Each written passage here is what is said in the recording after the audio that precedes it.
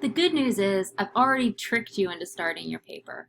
In your first discussion board, I had you guys look at two films that you thought you'd like to analyze and discuss the genre and the tropes or characteristics associated with it. Before you can develop your thesis, though, you want to decide what the theme of each of these movies is. What do I mean by theme? Well, theme is the central idea, the meaning that each film creates. And because they're of the same genre, they're going to have similar themes. For example, war films typically talk about the nature of what it means to be a hero or heroism. Superhero films talk about the same thing.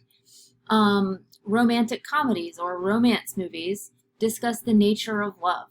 All of those are themes. So before you can develop your thesis, you want to consider what the central idea each movie imparts. That's going to help you develop the so what part of your thesis.